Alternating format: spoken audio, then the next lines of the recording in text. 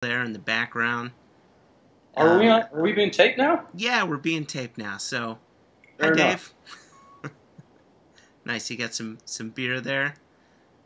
Yes, I'm thirsty. I'm thirsty too, but all I have around me is bottle upon bottle of whiskey.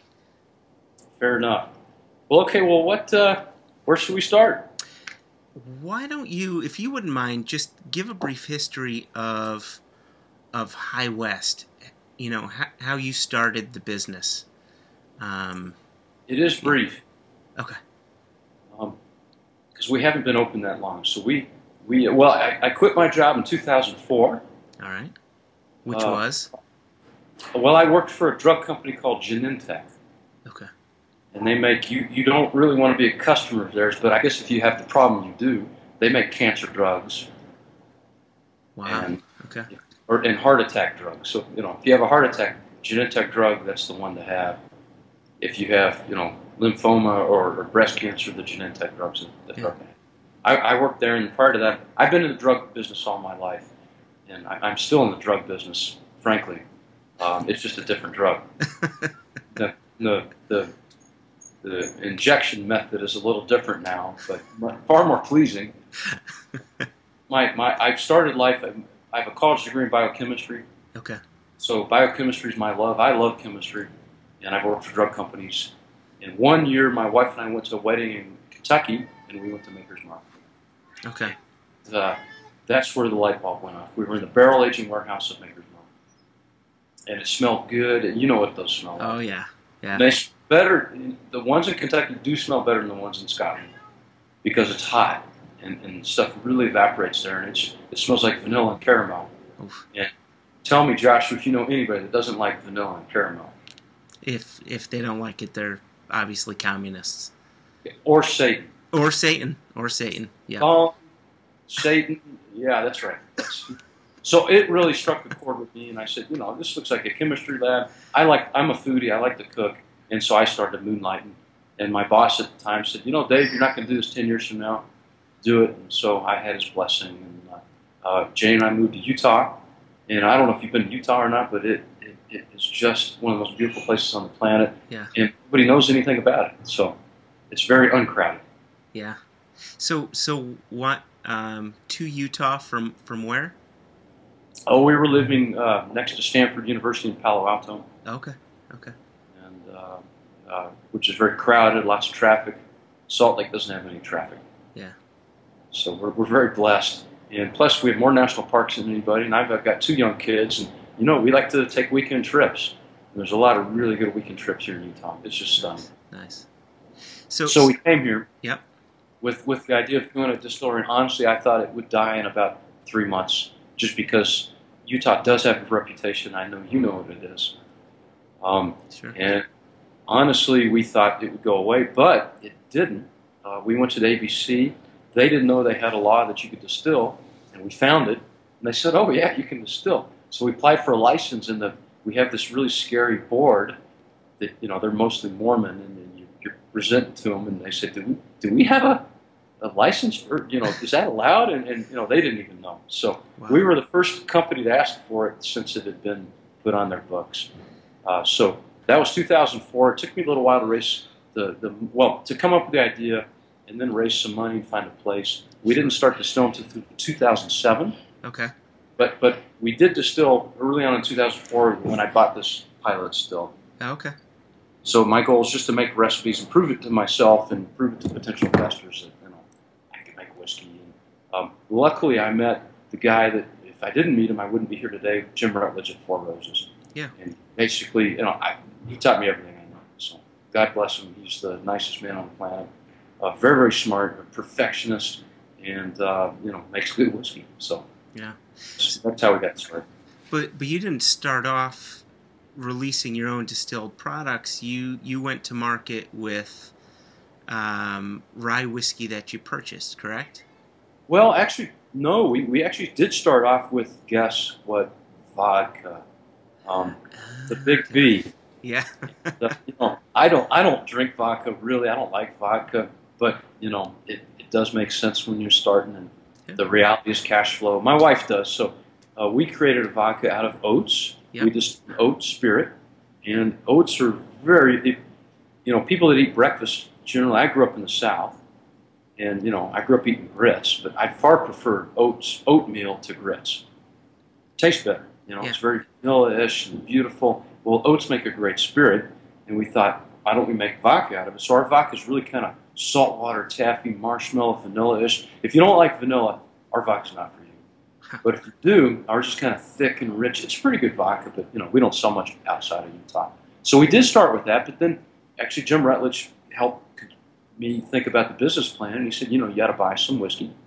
And I hadn't even thought of it until he mentioned it. And I said, I don't really want to do that. It's not my DNA. And he said, well, how are you going to pay the bills? And I said, good point. And he said, what, you should buy some rye. And honestly, at that time, I think I had Jim Beam rye. I had Rittenhouse, but I didn't think much of it. And I thought rye was for, hobos and winos. I never really had good rye. And Jim said, you know what? Look, the old Seagram's plant in Indiana, they make the best rye whiskey in the world. Yeah. Go talk to my friend there. And I did. And I tasted that. Honestly, I'd never had anything that good in my life. And I said, well, why don't you guys sell it? He says, well, we do. It goes into Canadian, Crown, Royal, and sure. Seven. And I said, why not on its own? This is beautiful. He says, well, marketing will let us sell it. And I said, well, can I buy some? He says, I'll sell you whatever you want. So that was 2005. Okay. It was a while back. So I think myself and Scott Bush at Templeton were probably the first two guys to talk to him. And he also had some whiskeys. They all trade. Mm-hmm. And he had some from Barton that got sold to Hiram Walker, and then Hiram Walker got bought by Pernod Ricard. Yep. So Pernod Ricard bought LDI, or the old Seagram's plant. So he had this stuff, this 21-year-old and the 16-year-old rye, and he actually sent it to me as a blend, the three different ryes. A 16-year-old 53% rye, 37% corn, a 16-year-old 80% rye, and a 21-year-old rye. And he's like, well, there's a few different ones, but he didn't even know what he had. And so I said, well, can you put me in touch with the guy at Barton? I'm going to go and look at the barrels. Yeah. And I did, and I found out the 21-year-old was in used wood, and the two different 16-year-olds had different rye mash bills. And I said, I don't want this mixed together. Send me the separate casks. And so that's what I was able to buy. Wow. And it was, no one had ever heard of a rye over 51% rye. And, I love Chuck Cowder, but he's like, Perkins, you're a liar. Nobody makes more than 51% rye. It's too expensive. Nobody's ever done that. I'm like, well, I'm not lying. It's what it is. I'm not going to, the TTB will come after me. Right. But we bought that. So then we bought some 6-year-old rye from the old Seagram's plant. And I honestly got the idea from cognac, why not try to blend the 16 with the 6? Mm-hmm. If I could make my own thing rather than just sell somebody else's stuff. Because I wanted to put my own stink on it, and, thing, and a younger thing actually makes a really beautiful product. So that was Rendezvous, and so we launched that in our vodka at about the same time. Nice. A lot of people with your Rendezvous and double rye, boar rye, etc. I've heard people refer to you as sort of the John Glaser of American whiskeys. Oh, I mean that's like the ultimate accolade. I'm happy to be called that. He's probably rolling over here in his sleep right now in England. But for me, that's a very big compliment. Because indeed, he's doing great stuff. But it doesn't take a genius to figure out. Well, no one's really doing that here in the States. But in fact, people have been. They just haven't been talking about it. Right. Jim Rutledge introduced me to the guys at Woodford, and I didn't know Woodford was a blend. It's mingled pot still stuff with column still stuff. Nobody really knew that. I think Chuck Cowdery forced their hand, and they had to talk about it. But indeed, every company blends their whiskeys. And I was talking to. I really liked. There was a Wild Turkey expression. It was the 10-year-old, and it's called the Russell's Reserve. Yeah. But there was an old Russell's Reserve at 100 proof. It was a beautiful product. I don't know if you remember it or not. I've heard about this. The two different ones, and I haven't had either of them. Well, you can't get the other one. You might be able to, but they have it now. Yeah. But there was one that was beautiful product, and I met the guy that was part of the blending process, and he said, "Oh, you like older whiskey, do you?" And I said, "No, it's 10-year-old." And he says, "Oh." And apparently they blend in a lot of older whiskeys because they had such a glut of wild turkey that they couldn't sell it all, and they would put it in this 10-year-old, which was essentially a blend of younger stuff and older stuff, but you didn't have to call it a blend because it came from the same place. Yeah. Okay. So, indeed, cognac is a blend of younger whiskeys and older whiskeys. And the French actually do it opposite to the Scots, where you can put a drop of the older stuff in and kind of call it the fancier stuff. Oh, yeah, yeah. Okay. It's crazy. But, so the idea, so I thought, why not do that with rye? And I did it with the rye, and that was the rendezvous. And, the older stuff adds a lot more dissolved sugars and really smooths out the younger stuff and creates complexity. Okay. That was the rendezvous. Okay, okay.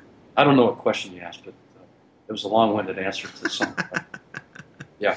Well, I think what we're talking about, though, is, I see the math behind you on the chalkboard there. There's a bit of mad scientist stuff that's going on in your head and in your facilities, and that leads me into your newest product, Campfire, which I now have a bottle of. Thank you for sending this my way. Are you on camera now? Yeah. You can't see me? Oh, no, I can see you, but, it's filming both, and you're the little guy in the corner, right? I'm the little guy.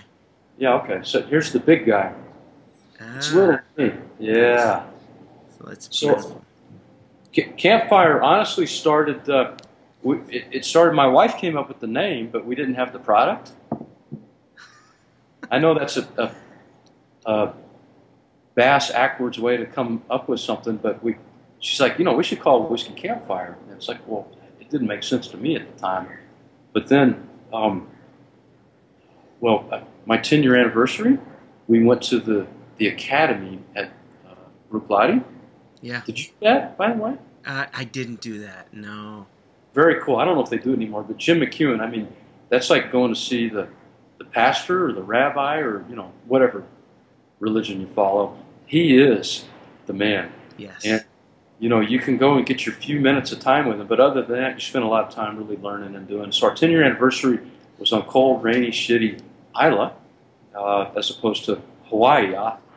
And we got to have a lot of fun at Bruichladdich, but you stay in this bed and breakfast, and I highly encourage you to go in with your wife and get the babysitter for your kids. You stay there for a week, and they put you to work, and you get to see all the 9 yards of the process. But you stay in this bed and breakfast, and you have these cute little Scotch ladies cooking for you. Breakfast, lunch, and dinner. Yeah. One morning, we smelled peat in the air.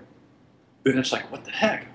And I go in the kitchen, and it's just strong, reek, peat, in a good way. And I said, well, what's going on? And they were boiling a pot, and it was simmering, you could tell. And I said, what is that? And they said, they showed me a bottle of Freud that they dumped in a pot and 2 cups of sugar. Wow. So they were reducing a bottle of Freud with the sugar, making a peated syrup. Ah. What's that for? And they said, go to work, come back for dinner. So, we came back for dinner, hadn't had it. And I said, well, where's that stuff? And they said, they brought out the dessert, and it was ripe honeydew with this peated syrup on top of the honeydew. Ah. And I dare you to tell me if you've ever had anything that strange. I'd never had it. It was so unusual. And it's like, that's weird. You take a bite, it's the most delicious thing I've ever had. So delicious. Yeah. I do sweet honeyed syrup with the smoke. And so honestly, that's where the idea for the blend came in. Could I get a fruity, kind of a sweet whiskey, bourbon? Yeah. I marry that with some smoke. We don't have smoke in our tradition. I didn't want to do corn cobs or anything like that. Yeah. So I've been looking for peated whiskey for a long time. Okay. That's where the idea came. And so I've been looking for peated whiskey for a while. It's very hard to buy, as you probably know. Yes, It's I very do. expensive because it's very in demand. Luckily, I found some. I can't tell you where it comes from because I don't know if the source will never sell to me again because the SWA might come down on them.